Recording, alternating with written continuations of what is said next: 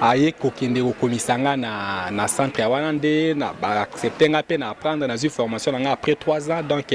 nde lilo na osala menuisier sala yango tozo sala ba meuble moko ba meuble démontable donc tozo sala ba fauteuil donc tozo sala ba biloko mwa mingi il y a vraiment compliqué tozo sala ba meuble na baquet d'argent invisible donc tout ça donc vraiment avantage à awa tout ça li ébénisterie c'est quand même blaza vraiment bien formé donc c'est que le tout oyo ya au la commande awa aux la décider donc c'est un peu ça OK que non pour na ba frais ba moyen vraiment ça ba moyen moko personnel donc surtout ko le ba que non à part ngamoko donc na nzambe donc na nzambe mais ceux qui non ndingi za que non mto akotisi libo na poche abimisi ngamoko personnel enda vraiment pour sobwe batonga oyo pe katanaki risque même bakata nyonso mais nzamba salingolu lelo quand même malgré ça na défaut mais quand même ezali à part ça lame ya si machine moko si tournaka lame c'est katana déjà sauté ya ekotanga awa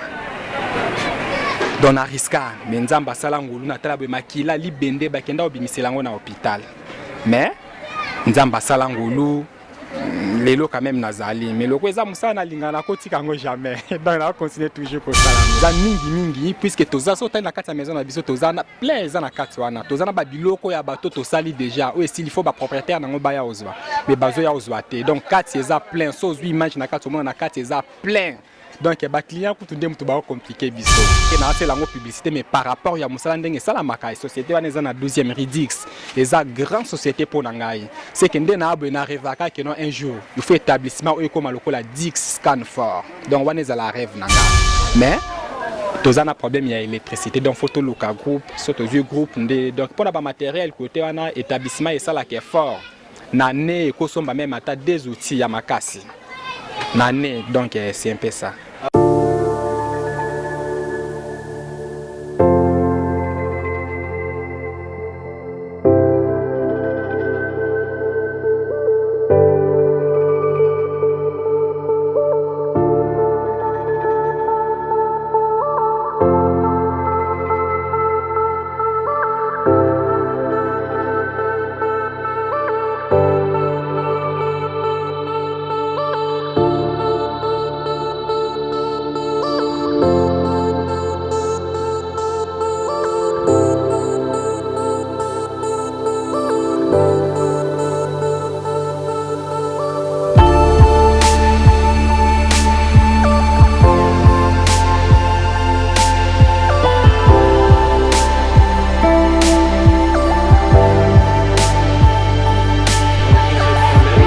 Bonjour. Jeannette Malanda TV. Ils ont siégé dans Londres, l'Angleterre. Alors, j'ai chez nous partout dans le monde. Et petit awa na Congo, précisément na Pascal Henri Mokale. Et au côté en fait, ils ont chez nous et découvert le talent et bateau. Et na ba méténios tout tendance confondue. Et les autres est pas menuisier. Alors, est-ce que vous pouvez se présenter d'abord avant tout côté de la vie faire séjour? Oui,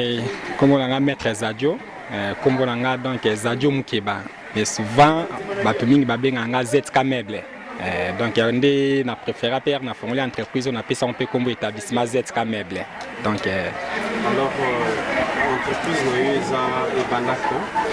Bon, entreprise où est bandit qui fonctionnait depuis 2008. Depuis 2008. Si les lois de tout continuent pour évoluer, mon kia. Papa ZK Meuble, le entreprise depuis 2008. Oui. Alors depuis 2008, si les lois. Au fond, l'entreprise n'a pas moyen, il y a pour soutenir. Ce qui est non pour na ba frais ba moyen vraiment ça ba moyen moko personnel donc surtout ko le ba que non à part ngamoko donc na nzambe donc na nzambe mais ce qui est non ndingi za que non mto akotisi libo na poche abimisi ngamoko personnel c'est un peu ça Donc depuis au bandaki yo mokozo pour s'assurer sur le matériel na marabonios tout. Oui. OK, est-ce que c'est plus sur peut-être plus sur parcours qui est avant toute une question parcours qui est il y a musala na yo les bananes nini pour le ZK meuble aïe ba musala. Bon musala premièrement nayekola ki yango na centre moko social Simbanga eza na Kingabwa. Donc dans une formation pendant 3 ans. Mais ça la main ndeni pour que nous apprendre na yekola musala wana, mais premièrement na kenda ki quelque part na kenda ki na papa nanga quelque part na kenda na mona meuble moko très compliqué. Na mona CTT na moni le côté na mituni mes meubles o sala ndenge ni na luki c'était vraiment air to zongi na père nangeza ki soni. Papa binanga meyoza mwana soni okela ndako bato zotala tala par-ci par-là aux villageois. Mais c'était papa na ndota la armoire wana sala ndenge ni. Esinga me ba menuisier mutu basali yango. Na binga pena na besoin na bano sala. Ma bisinga toi tu peux devenir menuisier na bi oui j'ai fait. Et ça la mai bongo nde aye kokende kokomisanga na centre ya wana nde na ba accepter nga pe na apprendre na une formation nga après 3 ans donc nde lilo na osala menuiserie c'est un peu ça. Donc vous on les a qui ndo monaki de la monaki armoire wana ezaki vraiment bien fait donc lilo nga pe na osala menuiserie c'est un peu ça. C'est le monter ba força yo. Ba força nga te ezaki vraiment nga moko na volonté na nga propre volonté na nga quoi. Donc alors depuis au bandi musala oyo ba difficulté ni vraiment côté bon ba difficulté auto kutala nango na musala ba difficulté za mwa mingi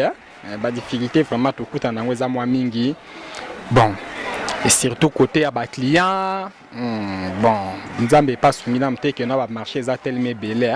donc moi ba difficulté to za nango na sens on a donc bidie ba marché vraiment nzambe na salingo luté que na ba marché za la tellement belé quoi donc moi ba difficulté za bon to za na problème ya place ne sotali na kati kuna tous a presque 3 salons kaka mes places c'est tondi déjà donc tous a problème ya place moi ba difficulté za moi mingi na ba sens wana quoi difficulté dans le sens que comme au bandi ko kata na musapi ko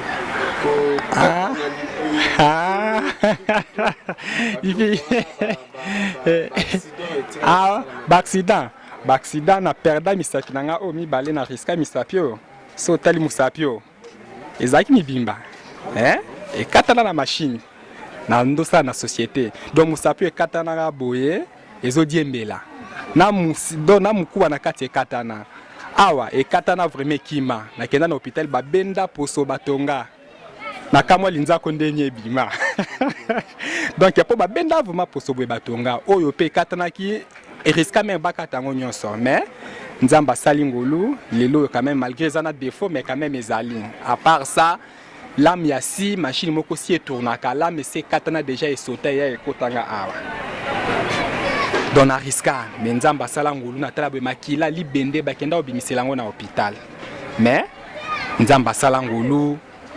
lelo quand même nazali mais loko eza musana lingana kotika ngo jamais donc on continue toujours ko sala ngo c'est un peu ça ma difficulté. Alors est-ce que vous pouvez ça dans le monde entier œuvre nini vraiment yo vous êtes capable de réaliser et puis bah œuvre nini yo déjà réaliser de comme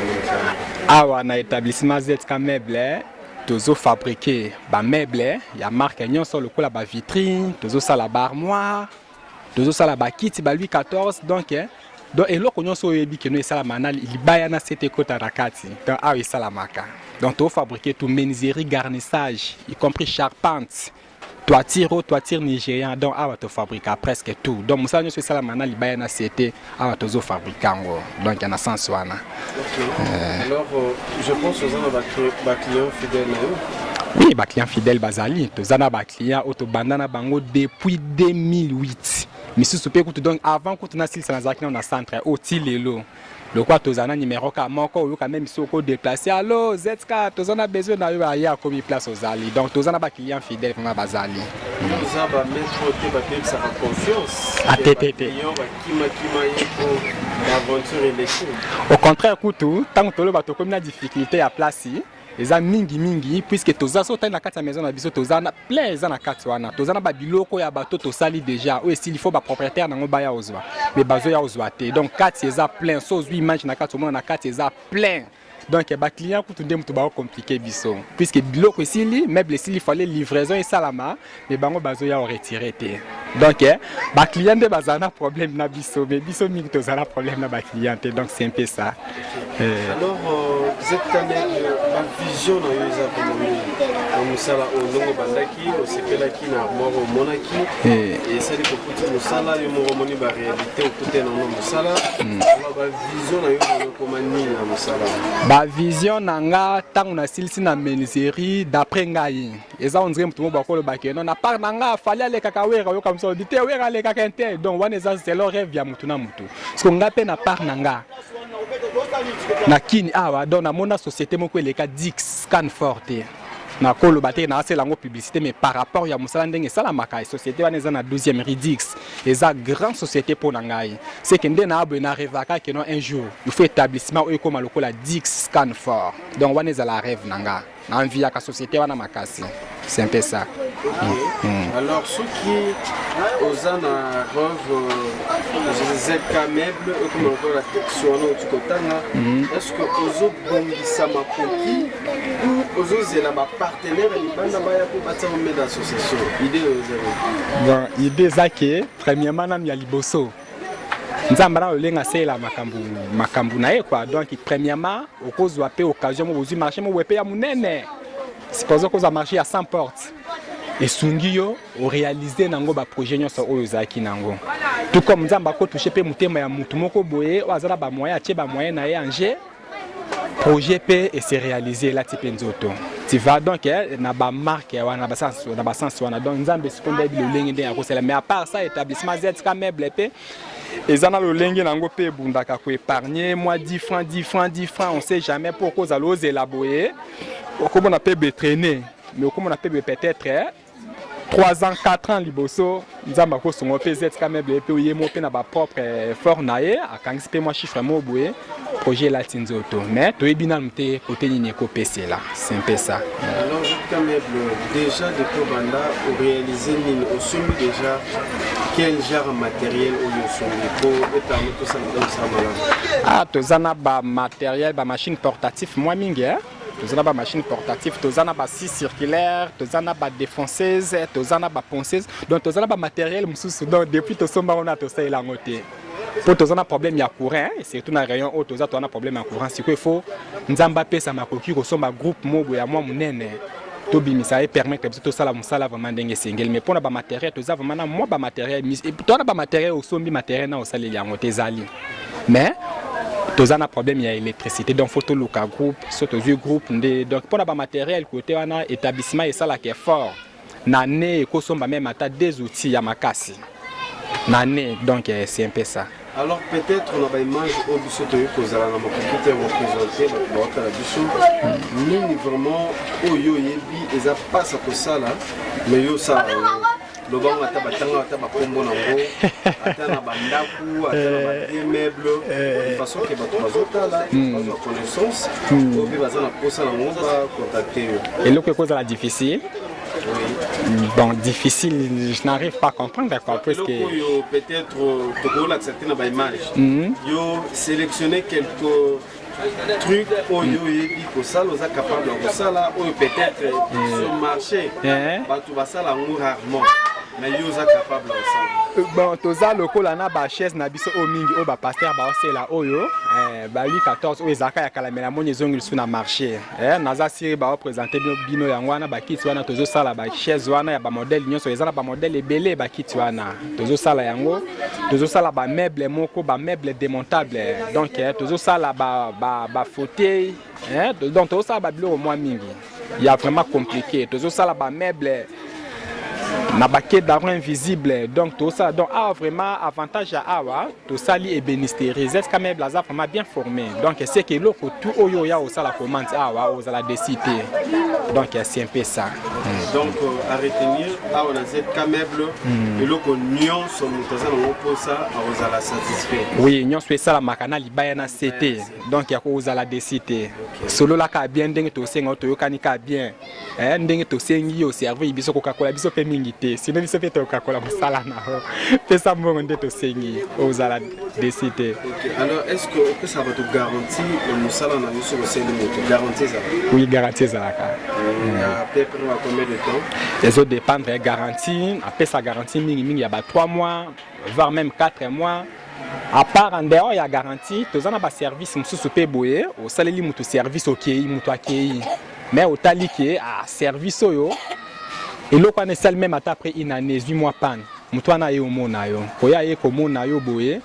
au tali pe boyer, ils ont un pan mo boyer mon quai. Au sali pe au sengi pe mutumbongo te et surtout mingi na bateau bas client vraiment o ya biso ya o bazaki non atelo mo boya muke raté ta ya ko sali saka ara et surtout na bateau na établissement vraiment la bien disposé donc un moment nyo ce soit bengio ou kende rapide OK ko se présenter au talibe mon salaire est $10 au calculer moto ba meuble la salle ça déjà à cause ça déjà plus de $1000 na société au tali mon salaire $20 au sali po zongi na opozongi pe lo to futi transport na yo ration na yo donc c'est un peu ça na ba sens wana. Alors est-ce que de jours soit retour à ma casse parce que le comme tout beau montayer il y en a la police a compliqué yo et oui salama bon citation de salama qui eza eleki na moi na ne au 14 ezaki citation ya cercueil mais établissement ezaki na raison. Moutoyer, tu es dans la maison, à l'objet de besoin cercueil, te présenter cercueil, à tali cercueil, à CP dans cercueil, à l'objet mettre CP dans couleur ôté. Changer les bisous couleur, tu la bisou couleur, établissement PSV cercueil, ils ont ça dans la maison et changer couleur. Jour où bango baye pour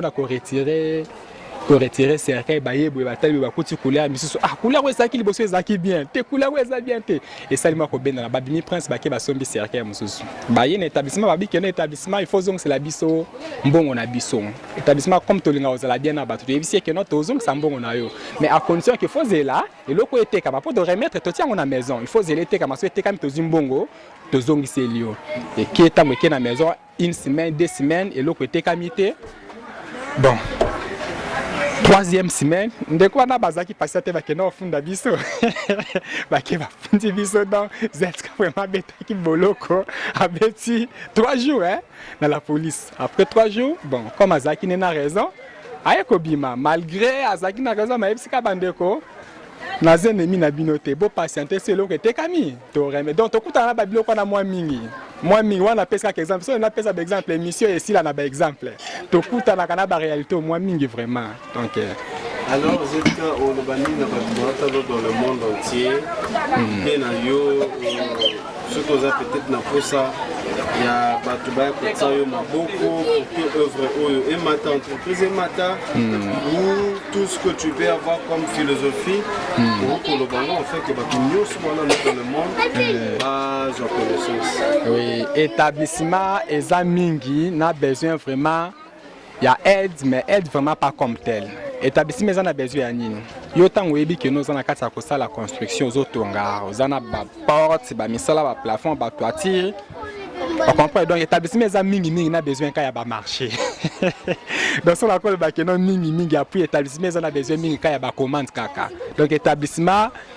ils ont vraiment besoin vraiment que non bon ceux qui m'ont montré que non coach ba moyen na ya Angers ils appellent ma BT mais ceux qui non pour un établissement ils ont besoin mingi ka ya ba commande mutumo bazana commande marché à 50 portes à tindi établissement sali ko permettre l'établissement de fonctionner normal azana toiti ba tu vois ba marché net ya baba donc établissement mingi besoin vraiment établissement za mingi ka ba commande donc c'est un peu ça ba marché quoi. Donc numéro na yo sur la page Facebook puis l'adresse note de façon que baza la possibilité de contacter numéro ezalaka moko depuis naza menisier numéro moko ka eza 00243 89 70 77 100 donc 089 70 77 100 donc numéro wana yango eza pe na WhatsApp. Donc ils ont un WhatsApp, à part ça, tu as une page sur Facebook au comique ZK Meuble, donc ils ont trouvé Bisson. Donc c'est un peu ça. Au moment de la fin, pour la bâtonnière sur le lobby, peut-être la question de ton activité. Alors, comment on apprend le rouleau-bas pour te conclure le mot de la fin, ils ont juste quelqu'un non. Na bendi bandeko matoi, puisque au moins l'établissement de Tozabwe. tozana bato bayaka vraiment mutu afandi asali calcul alobi ke non na ke salisa mosala to ando bomba mbongo ne 10 francs ekoki mwa chiffre mo boye alobi na ke salisa mosala siko eza pe na bato mosusu donc ye alalaka alotaka kaka aluka ndenge nya koki ko combattre mutu tel donc mutu na tango aya koya pe na mbongo mais nzoka yo sala ne commande te aye juste a piéger loka bande ko exemple na pesu ya cercueil au mona ke no baza parmi donc bango bandola la bandolu ka ndenge nini bakoki ko affronter to pe ko luka best to pe échec ya établissement na benzi bande ko na matoi donc tango mutu azoluka a évoluer to tikaye to tikele moi temps s'exprimer donc c'est un peu ça faut pas ko penser moi na muninga donc tika moi na muninga forcer donc c'est un peu ça donc to tika ba bilo ko luka moi ba tentation ba bilo mo na marque ya wana donc et on a quoi le bezaka wana et puis pour le client peut-être on a commande après ça est-ce que malobani no ko pour rassurer bango ba bangate confier yo te pona misala pona commande au moins établissement ndenge zabwe je jure devant Dieu tozana ba client mususu o ba yebi même pas adresse ya atelier o tozana ba client ya bongo donc à mon akuto atelier o te veut dire à monia landi image na Facebook a bengi nazana ba exemple ya bongo belé on a kopesa na ba adresse na bango a monika photo na Facebook azui tellement totia kana numéro a bengi yo mettre nazana besoin eloko boye OK ozui pe au commis sur place ba pesio pe avance oye osali musala OK pe osali livraison donc mutu atikali koya na atelier te donc pour na commande eza na batu vraiment bazala trop si bazala sir que non a vraiment ko ça musala eza na moi avantage atelier eza vraiment na garantie naza na ba client to na ba client atikala oyeba même pas couleur atelier donc soit na musala obenga yo abengi yo OK ozui avance bosolo to mususu kutuka bosoli à partir des réseaux sociaux botali ba image bo discuter ba pour makambutu atindeli pe mbongo na Orange Money na numéro na yo osali la kambongo ye obandi musala pour sali livraison donc ba client so ko sala commande donc atoza wapi zala vraiment très à l'aise il suffit donc tinda ponto na numéro o ya mbongo sali transfert na yo ekomi mbongo ekomi to bandi musala to sisi to livrer na lobi to zana ba client plus de 20 clients na ba client ba na plus de 20 o ba yedi adresse ya atelier OT mais baza ba abonné na biso to sala ka musala to sali musala to tie na transport to sali livraison mutu na tikala ko nyata même pas na atelier na biso parce que bongo kaka yo mutu peut-être rosa peut-être na commande ba commande to beta maso to beta commande ya ba $10 $20 te to beta maso nde ba commande to beta maso leza ba commande ya ba $10 $20 te to beta maso ba commande ya ba $500 ba $1000 donc tatindi mbongo aza à l'aise musala salami tozana bato bazana ba prison ba salisa ba porte na prison ayebi même pas télé abengi yo bosi wana réseaux sociaux akena na pesa exemple za réel OK na chantier au commis sur place ozui ba mesure mutu azana prison atindeli mbongo na Orange Money mbongo ye osali musalo to niveau donc mutu ana donc boza connecter kana réseaux sociaux mutu ana atikali koyeba même pas télé ndena nalo baba makambo eza donc nde to ba soki wala nanga na kato ba mena miso aza déjà libanda to tikala koyeba na été c'est que awa les gens pour une importance kaka te que nous obligatoire te que non il faut quitter kaka na télé te même à partir de sika le cours sur la partie réseaux sociaux to lokali to six ma kamutu to ça il y a c'est un peu ça ceux qui non mutaliboso na ko saluer eza bon na qualité image hein ta la qualité image adora si moi quoi mais là mutu mo bien beau garçon mo bazala simana mita na pesi mbote ya liboso deuxième mbote na ngana obosa na te opesa prophète Jean Limbanza sika zali na pesi ya mbote donc na bosani te papa oyanga botingai chambu imuke ba place azali na pesi ya mbote belé en plus na généraliser ba millions mutu nyonso wa ebika sasa bia musala na établissement ZK meuble na ti pesi mbote place azali donc na kosuka bongo OK